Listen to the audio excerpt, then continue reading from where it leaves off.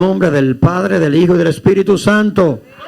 Gloria al Señor. Dice así: heme aquí contra ti, dice Jehová de los ejércitos, encenderé y reduciré a humo tus carros, y espada devorará tus leoncillos, y cortaré de la tierra tu robo, y nunca más se oirá la voz de tus mensajeros. Aleluya.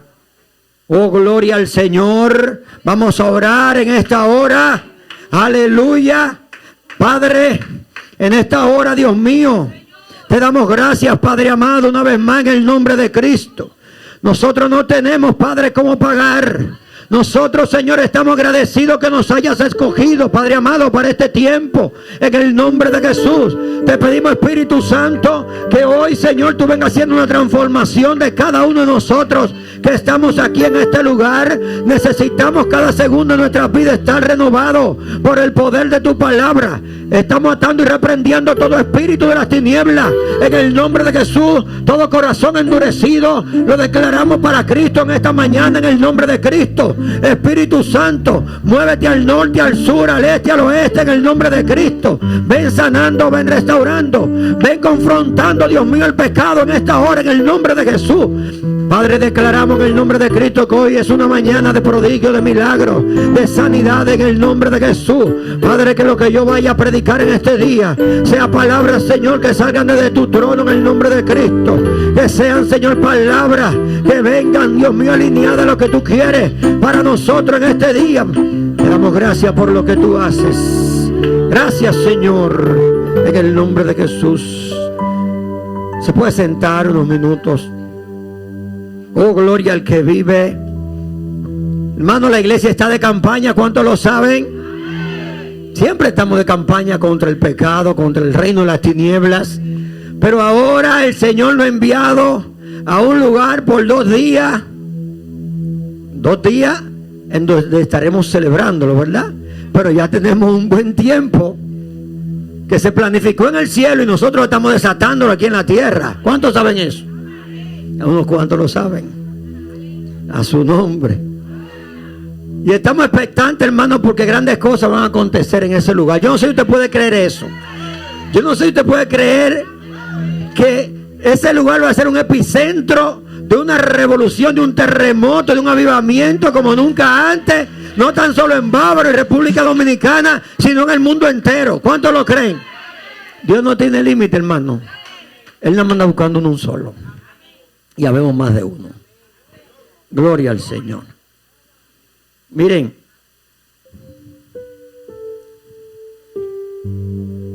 como hemos dicho en otras ocasiones, y está claro, pero siempre hay que recordarlo, el objetivo fundamental de la Biblia no es informarnos, sino que el objetivo fundamental de esta palabra que es vida es transformarnos nosotros. Porque evidentemente que este es un libro de historia, porque todo lo que estamos leyendo aquí es del pasado. Pero no tanto así, porque el que ve todas las cosas también habló del futuro. Pero hay muchas cosas que son del pasado para testimonio de nosotros que estamos aquí, que no vivimos esto, que tenemos que leerla, entrar a ella, escudriñarla, meditarla, y esta palabra empieza a formar en nosotros, en nuestro espíritu, el Espíritu Santo ayudándonos. Empezamos a creer esto ciegamente. Nadie nos puede mover. Llega un momento que nadie nos puede mover de lo que la Escritura dice para que nosotros ejecutemos algo contrario a la Escritura. Porque es como si nosotros estuviéramos entrando al tiempo cuando esto se estaba ejecutando. Es que yo lo estoy leyendo, pero leyéndolo yo soy como parte de los que estaban ahí al lado de Jesús o al lado de algunos otros profetas cuando eso se estaba viviendo. Porque la palabra es vida y es viva y es más cortante que una espada de 2 filos. Y esa palabra tiene que penetrar hasta nosotros y romper todo lo que nos confunde, ¿verdad? para que nosotros no podamos creer que lo que Dios dice es real y que se tiene que cumplir. A pesar de lo que usted esté viendo, lo que Dios dice se va a cumplir. Aleluya. Y vemos al profeta Nahum. Ha transcurrido un buen tiempo, probablemente un siglo, desde que esa ciudad que él está predicando, que es la ciudad de Nínive, hubo un tremendo avivamiento, como se va a producir después del 27 y 28 de septiembre en Bávaro, Punta Cana, República Dominicana y el mundo entero.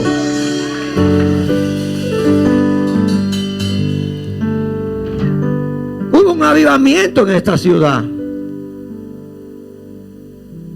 porque hubo un profeta también que fue llamado a predicarle, y él no quería predicarle a su nombre. Pero este pueblo que se arrepintió completamente, todo el mundo, hasta los perros tuvieron que ayunar, los animales. Aleluya. Ahora, en ese momento que Nahum estaba profetizando palabra de Dios sobre ellos, era un pueblo que había vuelto a su pasada manera de vivir. Después que todos ellos, después del mensaje de la predicación de Jonás, ¿se acuerdan de Jonás, verdad? Que lo mandaron a predicar a esta nación y dijo: yo para allá, será otro que tú vas a mandar, Señor, yo no voy para allá. Ese pueblo sanguinario, ese pueblo que mata a nuestros niños, este pueblo contaminado de sangre y de maldad, no le voy a predicar. Y Jonás salió hacia otro lugar, ¿verdad? Y ahí vemos donde él, saliendo a otro lugar, huyéndole a la encomienda que Dios le había asignado, pues termina en la barriga de un gran pez, ¿verdad? Y dentro del pez, entonces Jonás, como un hombre que estaba conectado con el Señor, él empieza dentro de la barriga del pez a hacer lo que debemos hacer todos los creyentes en algún momento que quizás desobedecimos a Dios. No es alejarnos de la iglesia, no es apartarnos de los hermanos, no es dejar de llamar o hablar con la pastora. No. El rol de un verdadero creyente cuando comete algo fuera de los lineamientos de Dios es humillarse ante ese Dios que es misericordioso, que ha prometido que mientras usted respire y tiene un corazón contrito y humillado y se arrepiente, Él es un Dios misericordioso y la va a volver a perdonar. Entonces Dios es un Dios que no se olvida de nada, pero Dios es un Dios que quiere que nosotros le recordemos sus virtudes. Dios quiere que nosotros le recordemos quién Él es. Entonces Jonás, en la barriga del pez, empieza a recordarle a Dios muchas de las cualidades que Él tiene, de los beneficios que ha tenido con Él, con su pueblo, y provoca dentro de ese pez un nuevo arrepentimiento que hace que ese pez desemboque de nuevo enterito, intacto a Jonás, para que vaya a cumplir con la encomienda que Dios le había indicado. Cuando usted tiene una asignación de Dios, procure obedecerla y no entenderla. Porque lo primero que tenemos que hacer nosotros es obedecerla, porque Dios no se equivoca. Entenderla, si tú tratas de entenderla en el momento, ¿tú sabes lo que va a pasar? Que tú estás retrasando el plan de Dios, porque está esperando tú. Estás retrasando el plan de Dios y por lo tanto tú estás entrando en una fase de pecado, de desobediencia, porque la Biblia dice que el que sabe hacer lo bueno y no lo hace, también es pecado. Entonces, si Dios te habló y tú estás todavía debatiendo, tú sabes que es algo que está alineado con la palabra, con lo que Dios quiere hacer con el prójimo, y tú sigues resistiendo, pues tú estás entrando en una desobediencia. Dios no se equivoca. Lo de Dios es, uno tiene que hacerlo como dice la Escritura, es sí y amén, a su nombre. porque Dios no se equivoca. Y vemos esta nación que Dios le está hablando a través del profeta Nahum, pero ahora no es. Porque fíjense algo con Jonás. Jonás quería tampoco predicar en Nínive. Que el mensaje de Jonás fue, caminando por aquella ciudad, Nínive será destruida en 40 días. Nínive será destruida en 40 días. Nínive será destruida en 40 días a su nombre. Y esa palabra, podríamos decir que el Espíritu Santo que obró a través de Jonás lo convirtió en uno de los mejores predicadores de todos los tiempos. Porque la ciudad entera se arrepintió. Sin embargo, tenemos otro profeta, Rosalía, que eso era pela, palo, golpe, de todo, y nadie creía en el mensaje que estaba llevando. Pero no es porque Dios no quiera transformarlo, es que un corazón endurecido, cauterizado por el pecado, se le hace difícil recibir la palabra. Entenderla se le hace muy difícil. Y estos profetas tenían una gran encomienda, porque Dios les revelaba a ellos, y las cosas que tenían que irle a decir al pueblo, normalmente les perjudicaba a ellos mismos, porque era el pueblo entero que iba a padecer. Si destruía una nación, se le llevaba a cautiverio, el profeta que estaba hablando de parte de Dios sobre el juicio que venía, ese profeta también se iba a ver afectado porque él vivía dentro de esa nación. En este caso no. Nahum fue a profetizarle, a predicarle a Nínive. Entonces, eso que Nahum fue a proclamarle, a profetizarle ese juicio, hermano, se cumplió al pie de la letra, porque cuando Dios habla, toda la creación tiene que obedecer. Y 2000 y algo de años después, cuando los arqueólogos encuentran más o menos toda la ciudad de Nínive, tan claramente evidenciado que como la palabra de Dios establece en Nahum de cómo iba a ser destruida esta nación, así mismo los arqueólogos tienen que dar testimonio de que hubo una gran inundación y también hubo fuego a su nombre. Porque lo que Dios habla se tiene que cumplir. Dios no miente. Dios es todopoderoso. Jonás predicó. El pueblo de Nínive se arrepintió. Pero ¿cómo es posible que 60, 70, 80 años después, todo el pueblo, una vez más, estaba a espalda de Dios? Estaba realizando las mismas aberraciones, los mismos sacrificios, los mismos abusos. Por lo cual Dios, 100 años antes, lo libró de la muerte. 100 años después, Nínive estaba igual o peor que cuando le predicaron. Tenemos que preguntarnos por qué acontece algo así. ¿Por qué el hombre, después de haber recibido y entendido el arrepentimiento, llega un momento que empieza una vez más a apartarse de esa realidad, de esa verdad, para volver a caer en la mentira? A su nombre.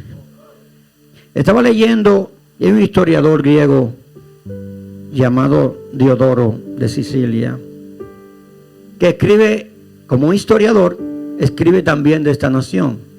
Y precisamente Nahum, en el 3:14, el Señor profetizó que esa ciudad iba a ser prolongadamente asediada. Y este historiador también certifica esa realidad. En el 3:11, que los ninivitas iban a ser destruidos mientras se emborrachaban. Es decir, una nación contaminada, cuando llega un juicio, es como cuando Noé, que Noé era pregonero de justicia, predicaba el evangelio, decía las cosas que iban a acontecer, pero el pueblo entero estaba apartado y estaba detrás de su propia concupiscencia, haciendo los deseos de la carne. ¿Y por qué el hombre va inclinado a hacer los deseos de la carne? A su nombre. Porque no conocemos a Jesús. Cuando usted conoce a Jesús, cuando usted empieza a escudriñar la Escritura, empieza a ver las cosas por las cuales Dios tuvo que enviar a Cristo a la tierra. Y cuando tú lees la Escritura, en Juan 3:16, que de tal manera amó Dios al mundo, que entregó a su único Hijo, para que todo aquel que en Él cree no se pierda, mas tenga vida eterna. Tú empiezas a percibir ese gran amor. Y lo empiezas a creer. Y tú empiezas a deleitarte en la Escritura. Y empiezas a sentir el gran gozo, el gran privilegio de que Dios te pueda llamar hijo. Wow, ustedes saben el gran privilegio que Dios, el Dios Todopoderoso, nos pueda llamar a nosotros hijos. Hijos del Dios Todopoderoso. Y a veces no valoramos eso porque creemos que es ficción. El enemigo nos pone a pensar que eso es mentira. Y por eso entonces pensamos que somos, por cualquier situación, que estamos derrotados. Nos sentimos sin fe y sin esperanza. Creemos que el mundo se está acabando. Pero cuando tú has internalizado dentro de ti la realidad de la Escritura, cuando dice que yo soy hijo y como hijo también soy heredero, y tú lo creíste, no importa lo que esté aconteciendo, tú siempre vas a recordar al diablo que tú eres hijo. Y aunque esa herencia todavía la tenga el Señor detenida, en algún momento me va a tocar de esa herencia. Todo lo de esta tierra es pasajero, es temporal. Y el pueblo continuamente quiere irse de espalda a Dios. Y por eso en 2 de Pedro 3:9 nos recuerda la Escritura que el Señor no retarda su promesa, según algunos la tienen por tardanza, sino que el Señor es paciente con nosotros y misericordioso, no queriendo que nadie se pierda, sino que todos procedan al arrepentimiento. Mucha gente dice, wow, pero ¿cómo Dios permite eso? Lo permite por misericordia. Pero llegará un momento que el juicio va a llegar hacia toda esa ciudad y esos hombres que practican la maldad, la iniquidad, la injusticia. Llegará el momento que tendrán que verse en un juicio frente a frente con Jesucristo y van a tener que dar cuenta. Y el Señor no necesita testigos a su nombre, porque Él lo ve todo. No necesita que nadie le cuente, porque en lo más oculto que tú estás, ahí está Él. Y cuando uno se pone a reflexionar sobre ese momento, dice, wow, pero son tantos miles de millones de personas del pasado, del presente. Ese juicio va a durar mucho tiempo. ¡No! Segundos. Dios es omnisciente, omnipresente y todopoderoso. En un segundo, Rosalía, te pasan la revista, te escanea. Yo recuerdo que yo me convertí, lo he dicho aquí, que yo estaba de rodillas, o sea, el Espíritu Santo me encontró, caí, me puse de rodillas, le pedí perdón al Señor. Cuando yo me estaba levantando, en segundos me mostraron mi vida entera. En segundos, imagínense la acción de tú pararte. En segundos, cuando yo iba por la mitad, ya me habían pasado por diferentes etapas de mi vida. Así mismo va a ser el juicio. A su nombre. Y por eso en ese juicio, muchos o todos, ese juicio de condenación, para poder clasificarlo, van a estar llorando desconsoladamente, porque van a estar viendo la realidad de que la plenitud es Cristo, porque van a sentir esa plenitud cuando esté al lado de ellos, a su nombre. Pero no van a poder mantenerse con esa plenitud, porque le van a pasar esa historia en segundos, inmediatamente van a ser apartados. Y allí será el llanto y el crujir de dientes por la eternidad. Pero todavía estamos vivos. Todavía nosotros estamos de pie. Todavía tenemos conciencia. Nos están contando la historia de Nínive para que no caigamos ahí. Tenemos nosotros que reflexionar entonces. ¿Por qué una persona, luego que conoce la Escritura, viene a los pies de Cristo, por qué vuelve atrás? Y podemos pasarnos el día aquí quizás diciendo algunas de las situaciones por las cuales una persona vuelve atrás.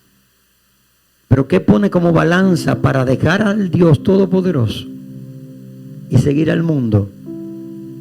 Es lo que más cuestionante nosotros podríamos tener. Y así como le hablo de Nínive, porque a veces leemos la Escritura y entendemos, y de hecho yo he escuchado, y de hecho yo mismo he hecho esa reflexión, y yo digo, wow, pero ¿cómo es que el pueblo de Israel, viendo los milagros y los prodigios que Jehová hizo frente a ellos, y ese maná que caía del cielo, que lo estaban viendo ellos, ¿cómo es posible que este pueblo seguía rebelde? Dura cerviz. No le creía. Se rebelaban continuamente. Tú dices, pero ¿cómo es posible si están viendo los milagros, los prodigios, las manifestaciones de Dios? ¿Hemos reflexionado nosotros en cuanto a eso? El tema es que la propia Biblia dice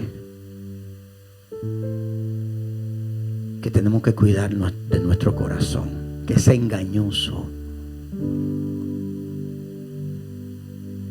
El corazón del ser humano es engañoso. ¿Quién lo conocerá? Él. Y ese corazón espiritual que está, podríamos decir, amalgamado con nuestra alma, porque el alma es como el ser integral de nosotros, los seres humanos, ¿verdad? La parte integral completa de nuestro ser interno. Pero dentro de ese ser interno hay una composición que la Biblia llama como corazón, que ahí ese corazón es que están directamente esas emociones, esos sentimientos, pero está dentro de ese contexto que conforma la parte interior del hombre que llamamos alma. Por eso, indistintamente, cuando se dice alma, se dice las emociones, los sentimientos, las voluntades. Pero directamente la Biblia también habla del corazón, y el corazón, la Escritura dice que engañoso es. Tenemos que cuidarnos, porque engañoso es el corazón del hombre y perverso. ¿Quién lo conocerá? Esta palabra es que tiene el poder para transformar ese ser espiritual que está, ese espíritu que Dios puso en cada ser humano. Esta palabra tiene el poder de conectar el espíritu de Dios con ese espíritu para transformarnos de manera que nosotros aborrezcamos el pecado. Sin la Biblia, yo no puedo vencer continuamente el pecado, porque la palabra de Dios es que me da la fuerza para vencer el pecado. No es sentarme en la iglesia, no es orar solamente y ayunar, porque probablemente esté orando mal y ayunando mal. Si no conozco la Escritura, voy a estar haciéndolo mal.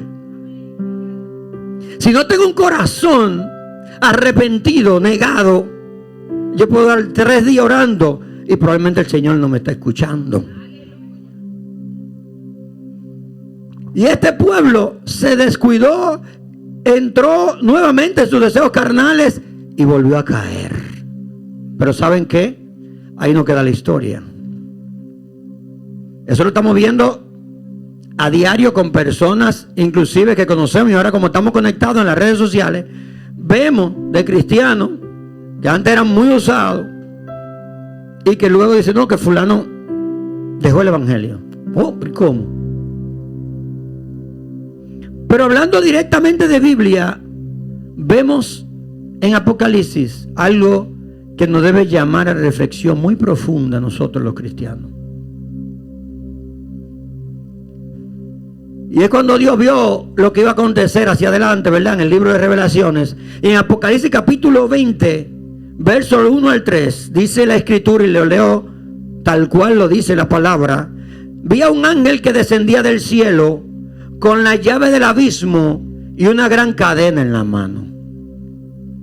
prendió al dragón y a la serpiente antigua, que es el diablo, Satanás, y lo ató por 1000 años. Lo arrojó al abismo, lo encerró y puso un sello sobre él para que no engañara más a las naciones hasta que se cumplieran los 1000 años.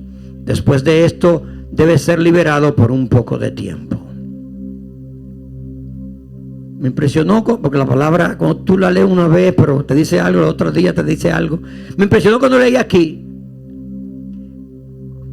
que le damos tanto power a Satanás, el Señor lo reprenda, porque él tiene poder, es un espíritu. Pero fíjense aquí, donde Dios nos está revelando que el que tiene el poder es Jehová de los ejércitos, porque puede tomar un solo ángel, no un querubín ni un serafín, puede tomar un solo ángel, y si él le dio una instrucción de que tiene que prender al diablo, ese ángel tiene el power y el poder para prender al diablo en el nombre de Jesús, porque de él viene el poder. Él es que limita y controla el poder. Y Satanás es el que engaña a las naciones. Un ángel lo agarró y lo encadenó por 1000 años. Pero ¿saben qué? Después viene el milenio. Todos conocen eso, ¿verdad? 1000 años de paz, tranquilidad, donde todo el mundo está obedeciendo. Podríamos decir, vamos a dejarlo hasta ahí porque no es un tema escatológico, estamos predicando, nada por el estilo. Cuando se cumplen esos 1000 años, escuchen bien, del 7 al 9, Satanás será liberado de su prisión y saldrá para engañar a las naciones que están en los 4 ángulos de la tierra, Gog y Magog, para reunirlos para la batalla. Su número es como las arenas del mar. Mucha gente nuevamente se deja engañar de Satanás. Esa gente que vivía en paz, tranquilo, que estaba viviendo la plenitud, conociendo que hay un Dios todopoderoso, ¿verdad? Que ya ahí no había nada que pudiera afectarle su relación con el Señor. Y dice, subieron sobre la anchura de la tierra y le rodearon el campamento de los santos y la ciudad armada. Pero descendió fuego del cielo y lo consumió. Esa es la última lucha. Pero ¿cómo es posible? Reflexionemos. ¿Cómo es posible, Cristian, que pasara la humanidad 1000 años de paz, tranquilidad,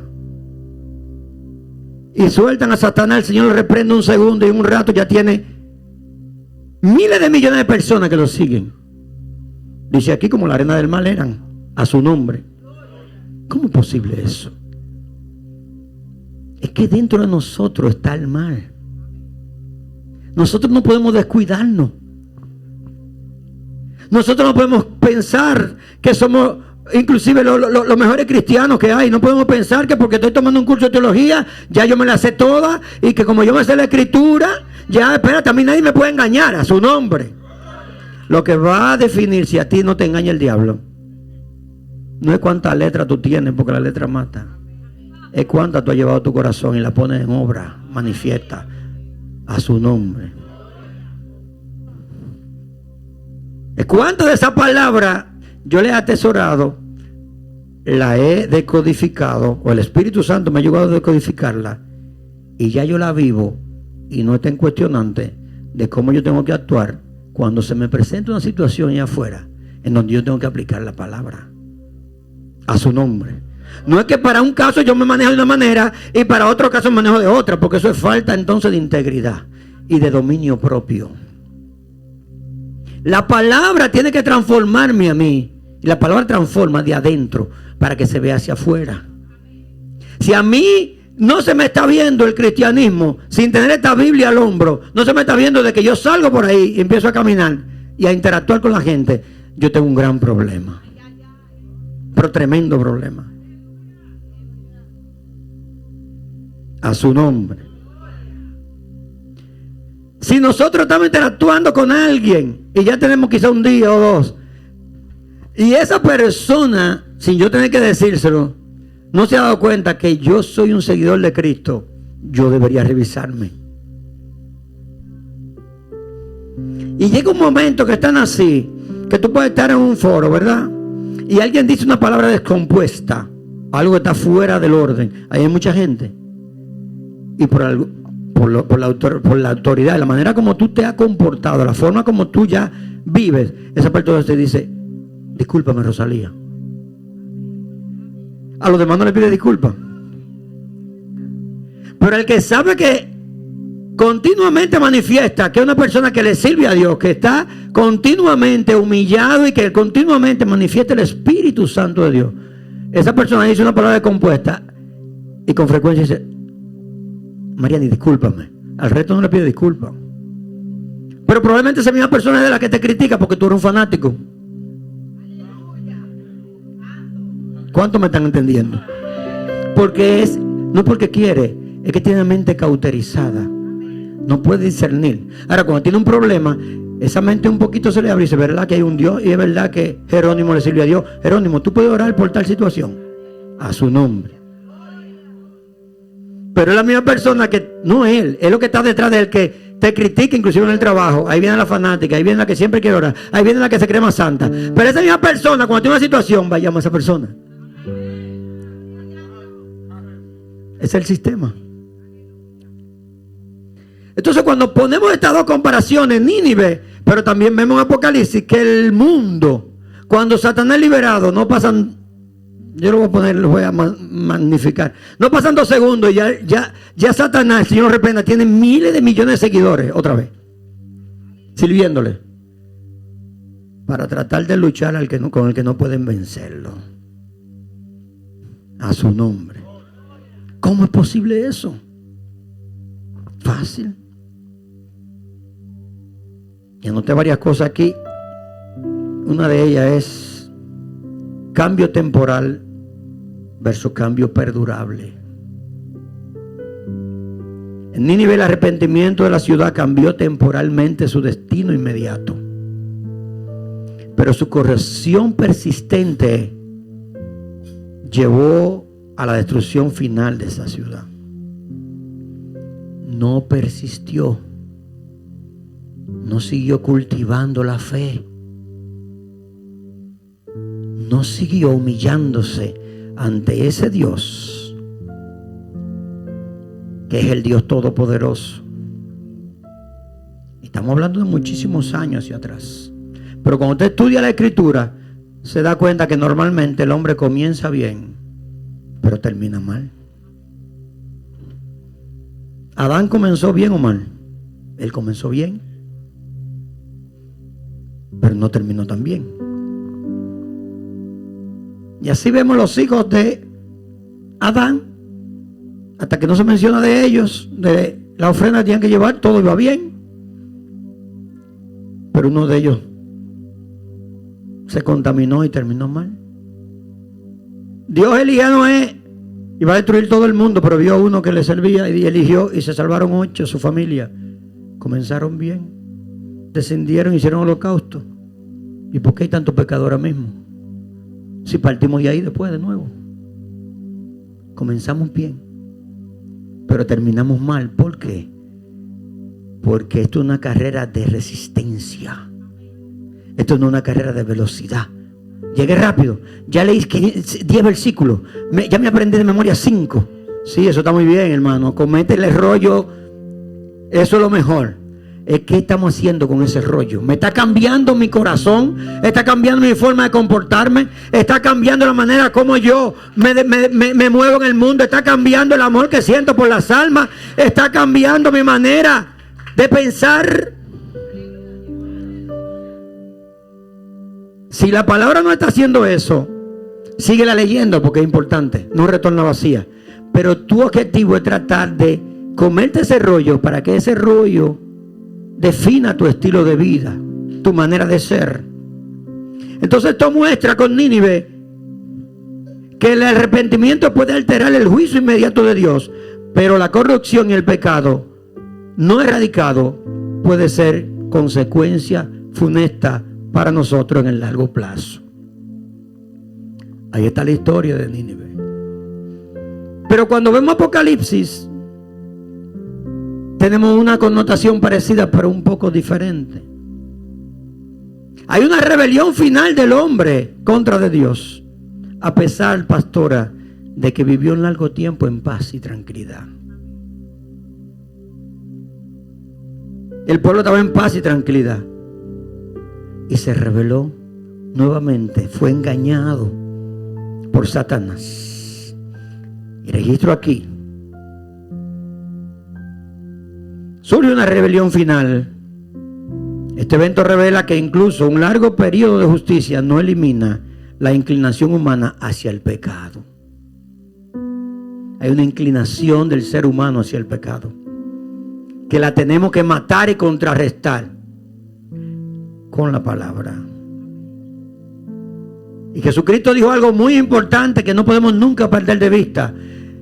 Jesucristo dio una clave, porque nosotros somos seguidores de Cristo. Y una de las cosas que Él dijo: el que quiera venir en pos de mí, tiene que negarse a sí mismo y cargar su cruz y seguirme. Ya no está diciendo cómo es. Hay unos pasos. Negarse, ahí es donde viene el problema. Entonces, tener paz y estar tranquilo no implica que ya nosotros estamos exentos a que esta carne, que no quiere ni puede, tienda una vez más hacia el pecado. Lo que quiero decirle hasta ahora es que nosotros no podemos descuidarnos. Tenemos que cuidar con temblor y temor esta salvación que nos han regalado. Es un regalo gratuito, fue por gracia que nos la regalaron, no fue con un precio que pagamos. El que tuvo que pagar un gran precio fue el Señor. A nosotros se nos entrega de gratis. Ambos relatos subrayan que una solución duradera para el pecado y la desobediencia requiere más que un cambio temporal o un periodo de paz.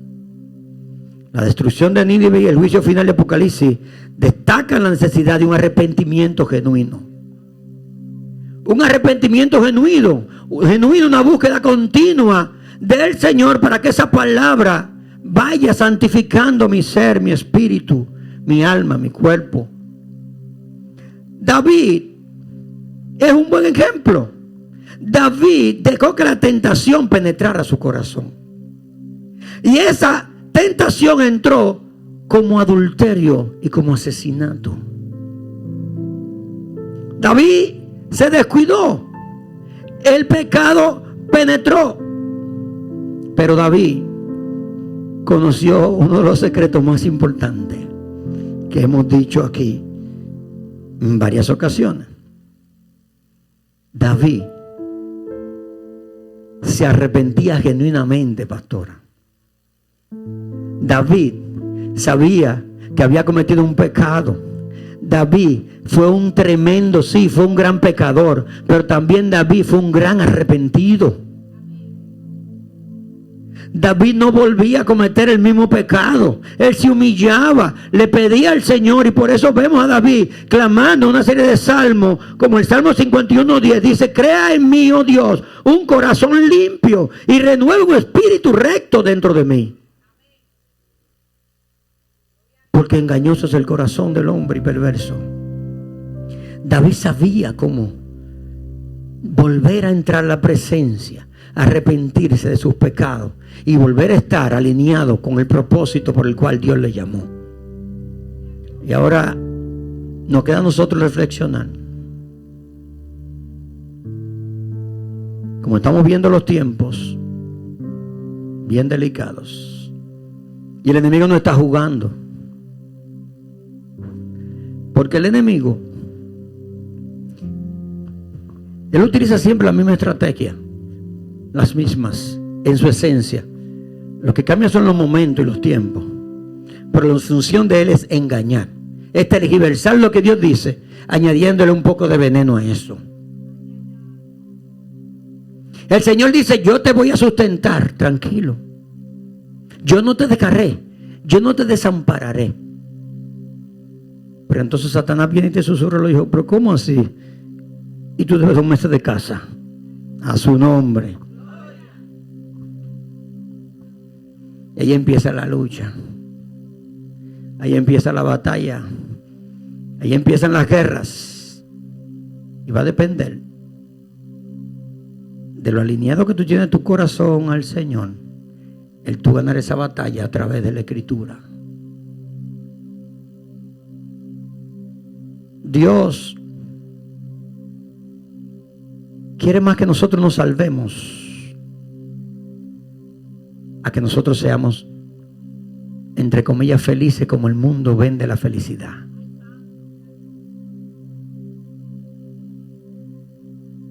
Dios está más inclinado y está más emocionado y está más disponible para tratar de provocar la salvación en un ser humano, el arrepentimiento, a que reciba una sanidad.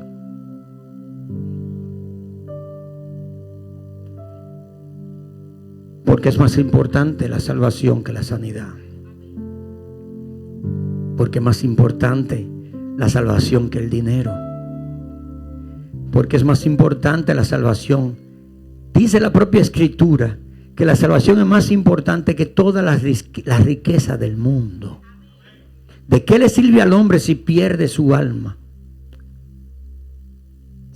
Si ganara todo el mundo y contrario a eso pierde su alma. ¿De qué le sirve al hombre si gana todo el mundo y pierde su alma? Usted sabe que ahora con la inteligencia artificial se hacen muchas cosas.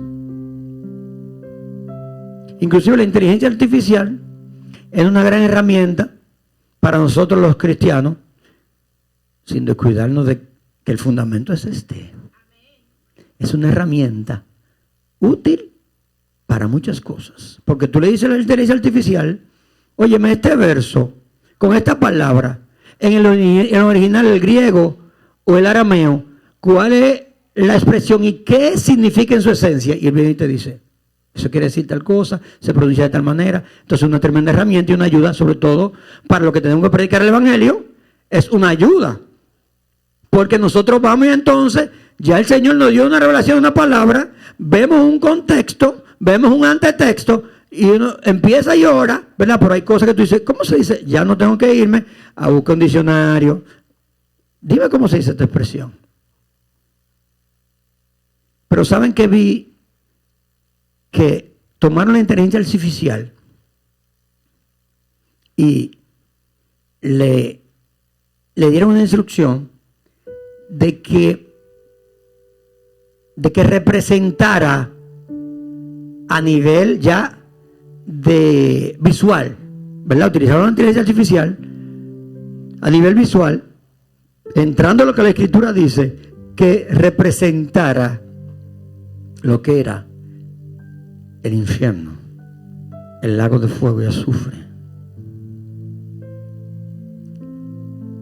Y entonces, cuando tú lees el texto de la instrucción que pusieron de la Biblia, lo que describe la Biblia, ese lugar y todas esas cosas, y después de ahí viene la imagen, hermano. Eso es algo terrible. Y yo se lo mandé a alguien y solamente dijo, bueno.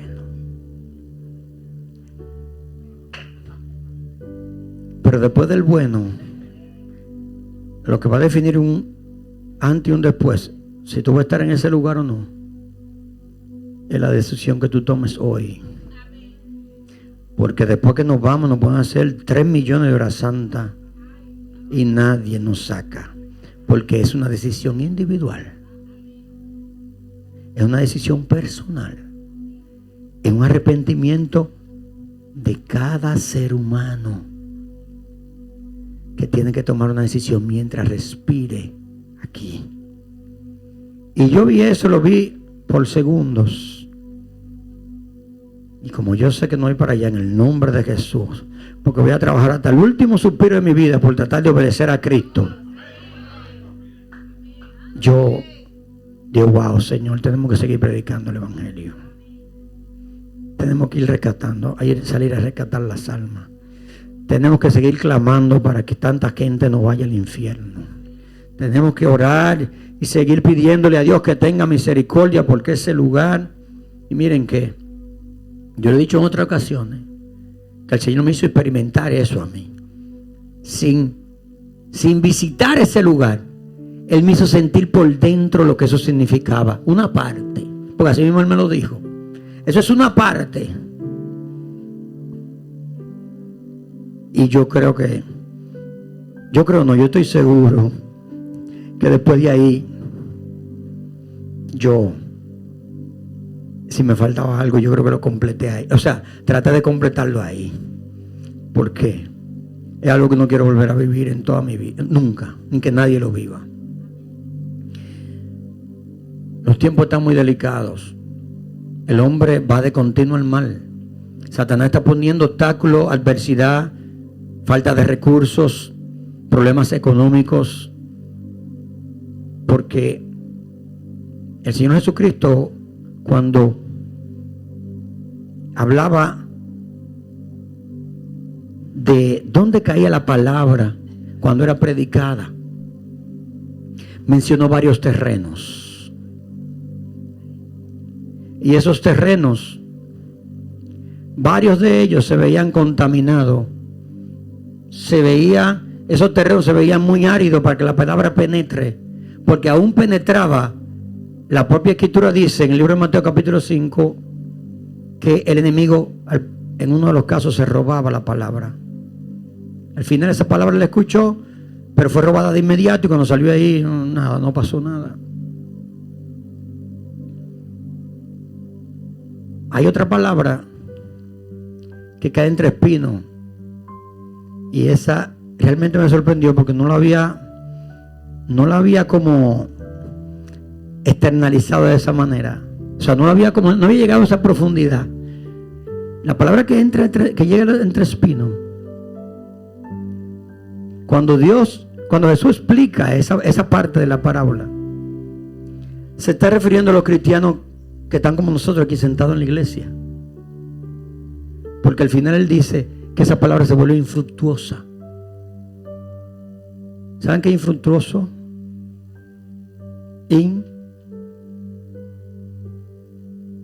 Estéril. Un cristiano que no produce frutos. Entonces esa palabra, sí, la persona entendió el evangelio, probablemente se bautizó, pero llegó un momento que al no entregarle al Señor todas las áreas de su vida para que el Señor la limpie, porque cuando le dejamos cosas sin entregarle a Él, tenemos una parte alineada con el pecado y otra parte que quiere servir al Señor. Y por eso vemos gente en la iglesia que lo vemos adorando, levantando las manos, saltando, brincando, participando, pero no tienen un corazón arrepentido. Y el enemigo la usa para traer distracción a la iglesia, traer división en la iglesia, traer contienda, traer pleito, porque no podemos descuidarnos de las maquinaciones de Satanás. Y él se viste como ángel de luz. Satanás no va a venir aquí a presentarse como lo que él es, el Señor lo reprenda. Él se va a presentar como alguien bueno para que tú le creas que es alguien bueno. Pero solamente el que tiene discernimiento espiritual puede entender por dónde viene el dardo de Satanás. Y eso que se vuelve infructuoso está hablando de nosotros, los que estamos aquí. Llega un momento que nos volvemos sin frutos. No podemos dar frutos porque estamos sobrecargados del pecado. Estamos viviendo una vida que es una parte con Dios y otra parte entonces con el pecado, y por eso estamos abrumados, por eso estamos cansados, por eso estamos que no podemos orar, por eso estamos aburridos, por eso estamos a veces que no podemos sonreír. ¿Por qué? Porque conocemos la Escritura, sabemos que el Espíritu Santo probablemente se fue de nosotros, pero nosotros queremos servirle a Dios porque conocemos la Escritura. Pero el deseo de pecar, la carne es más fuerte que la intensidad de buscar a Dios y de seguirle y obedecerle. Entonces, nosotros no estamos aquí de casualidad. Si nosotros vamos a ser cristianos, tenemos que buscar todos los medios de cumplir con lo que esto dice. A su nombre. No vamos a ser perfectos como Cristo, pero se nos enseñó en la última clase, que tan poderosas, o nos recordaron que la perfección que Dios busca es de una persona, bajo el contexto de una persona madura. Y una persona madura es el que no es reincidente con el pecado. Es una persona que puede ser que se equivoque en un momento, pero es capaz de pedir perdón, es capaz de someterse, como hacía David, arrodillarse, pedirle perdón a Dios y volver y seguir su camino, sirviéndole sin volver a cometer ese pecado. O sea que vamos mejor. No es 100%, porque como Cristo dice la Escritura, cuando lo veamos a su nombre. Así que esta iglesia está en victoria, porque nosotros estamos buscando, nosotros estamos llamando, nosotros estamos cada día humillándonos, porque queremos que las almas se salven. Y esta es una iglesia de mucho amor. Esta es una iglesia que se le da una instrucción y el pueblo inmediatamente sale a hacerla. Ayer veía a los caballeros, ¿verdad? Y todos los que ayudaron haciendo una labor. Hermano, eso es una labor de amor. Ahí todo el que estaba no lo hizo porque le pagaron un peso. Lo hizo porque ama a Cristo. Tiene pasión por las almas. Quieren hacer la cosa con excelencia para el Señor. El resto es del Señor. No queremos ni siquiera que mencione nuestro nombre. Porque si te pagaron aquí, tiene problemas ya. Dios no te puede pagar. A su nombre. Anónimo. Lo mío que sea anónimo. Yo quiero que sea el Señor que me vea. Así que ponte sobre tus pies. Den un aplauso al Señor.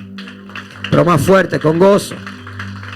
Que si usted fue comprado a precio de sangre, si usted es hijo, usted es multimillonario y quizás ni cuenta se ha dado. Aleluya. Qué lindo es el Señor. El Señor quiere hacer las cosas con nosotros. Él hace como Él quiere hasta con uno. Pero Él quiere que cada persona participe en el plan de redención del ser humano. Porque si no, no puede manifestar el fruto del Espíritu. Así que queremos saber si tenemos amigos aquí. Sabemos que sí los hay. Queremos pedirle si ellos desean que pase al frente para que la iglesia ore por ellos. El Espíritu Santo de Dios está aquí. Y en un segundo Él puede hacer tantas cosas inimaginables. Así es que si estás aquí hoy, no endurezca tu corazón, pasa al frente para que la iglesia te ore. Es una bendición que la iglesia ore por alguien. Varón, pero pueden orar por mí ahí sentado. Sí, pero la Biblia habla que cada uno de nosotros tiene que levantarse. Tiene que levantarse. Tú quieres un milagro, tú tienes que levantarte. Tú quieres que Dios haga maravilla contigo, tú tienes que levantarte. Tú tienes que hacer algo. Aleluya. Oh, gloria al que vive. No va a pasar. Bien. Entonces, recordamos, hermanos, que nosotros estamos en ayuno, ¿verdad?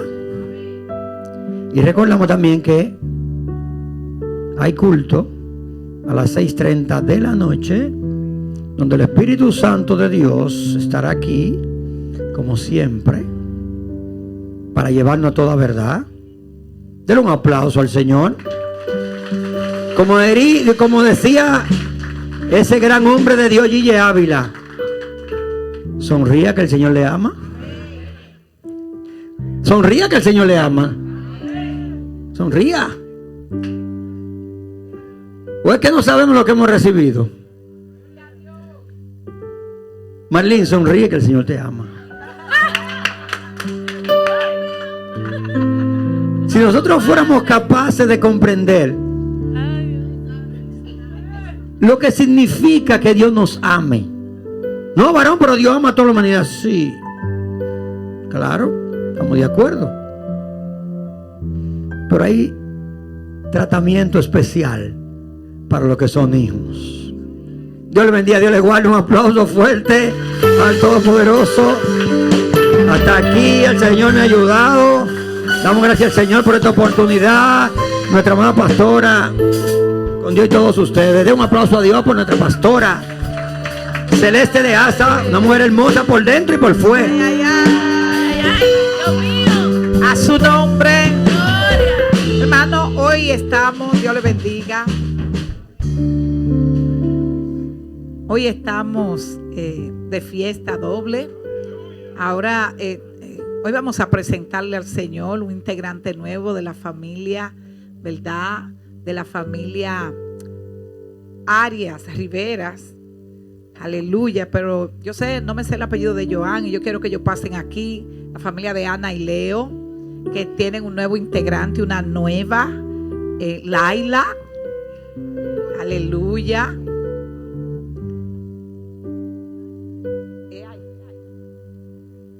Ayla, yo dije Laila. Ayla. Ay, no, Laila no, porque ese nombre es Dalila en inglés. Es Ayla. Aleluya. Los niños son de Cristo. Él es su Salvador. Son joyas muy preciosas. Comprólas con su amor. Joyas, joyas,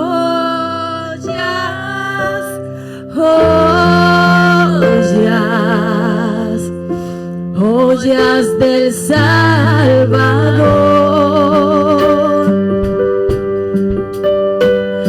Están en esta tierra, cual luz y dulce amor. Aleluya.